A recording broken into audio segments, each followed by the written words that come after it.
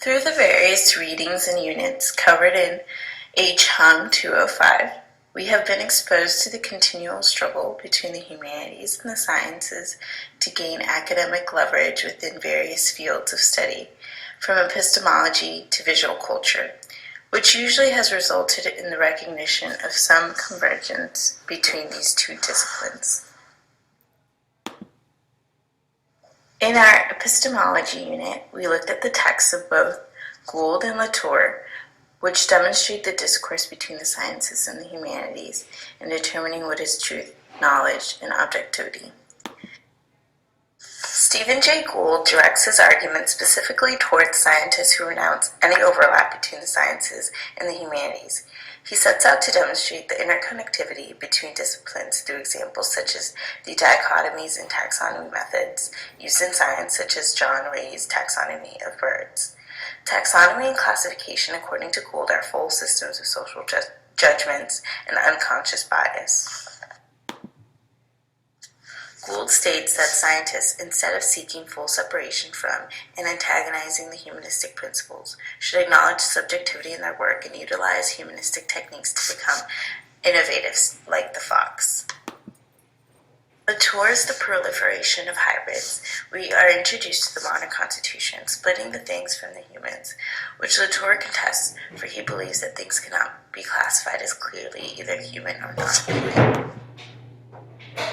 In our historiography unit, we saw how the humanities and the study of history moved from the perspective of the grand narrative in the works of both Fukuyama and Marx to a postmodern localized narrative in which various different perspectives emerge and dispute the concept of the grand narrative. Fukuyama's text on developmental systems added to the humanities versus science discourse that we saw in the epistemology field. Fukuyama maintains that evolution, a concept that is usually regarded as purely scientific and pertaining to the natural world, is a form of culture, a humanistic concept. This stance represents the perspective of interconnectivity between history and science. The interdisciplinary nature of the sciences and the humanities is also present in our textual studies unit. We deduce that literary studies has been a field more skeptical of making connections to the sciences, perhaps because the strict distinction between fiction and nonfiction has always been strongly perpetuated, but new connections are being made between literature and evolutionary theory, as demonstrated in the works of Greenberg and Boyd. The Greenberg piece presented a post-structuralist approach to genetics by applying Saussure's concept of the signifier and the signified to genetics. In these terms, the gene is the signifier and the phenotype is the signified. Boyd provides a distinct relationship between textual studies and the sciences. His argument is that science is the very origin of literature, and his stance on post-structuralism is seeking relationships between ideas and breaking down the barriers between the disciplines. The field of visual culture provides us with a novel way to look at art that bridges the field of the humanities to that of the science and technology world through the digital humanities. This connection of art to technology is similar to the connections created between evolution and the humanities in literature and evolution.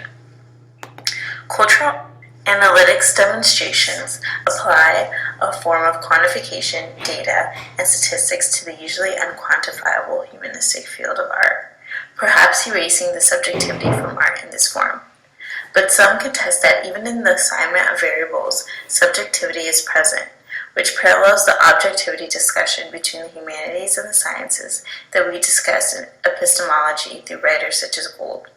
I see the emerging field of cultural analytics as a prime example of what Gould's advice and plea outlined for scientists, for they included a note/disclaimer about their work being their own interpretation and not the only one. This is precisely what Gould wants all scientists to admit in the effort to become a superhumanistic scientist fox. Culture analytics also seek to map out our culture, determining why we like the things that we do. Andrews argued that at their core, visualizations are epistemological. They are the key way of knowing and understanding how we come to know certain things. Moral philosophy demonstrates a convergence between science and the humanities in studying how evolution, and the brain generates affective and instinctive systems that create a sense of morality. Scientists have found that evolution shapes the physical structures of the brain, creating modules and principles that organize and shape morality. Jones explains how a combination of hot emotional flashes and cold rational decisions construct our morality, and how parts of our brain elicit emotions while others exert rationality over these emotions, emphasizing that the sciences can, in fact, explain humanistic tendencies such as feelings and emotions.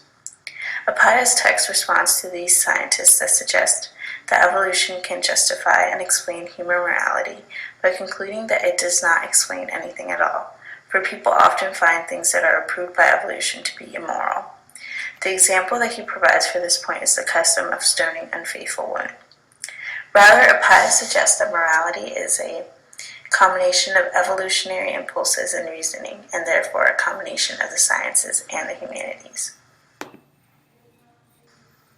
In the Culture and American Studies unit field of the humanities are criticizing the standardization of society and culture, of which science and globalization are partially responsible. Through Adorno's piece on popular music, we realize the manner in which modern pop music has become standardized to the measure of chords and similar rhythms, which has become increasingly easy to do through technology. Adorno also emphasizes the manner in which the humanistic pursuits that create culture, such as music, is merely a result of the principles of supply and demand, or of the cultural industry. This is yet another field in which we witness the inseparability of the humanistic and the non-humanistic. The object-oriented ontologists further this discussion by suggesting that humans be reduced to objects, and that the world must be understood through objects as well. They contend that culture is not so much created by humans, but that the objects themselves are the reasons for the creation of culture. The triple O's also contend that we must look at scientific things or objects in a humanistic manner, yet again bringing to mind Gould's argument from the unit on epistemology. In conclusion, I believe that the various units and writers that we have studied in HHUM205 demonstrate the shift in the traditional discourse of the sciences versus humanities argument in terms of being completely separate and unrelated entities to one that acknowledges the ways in which both often overlap and intersect in various fields.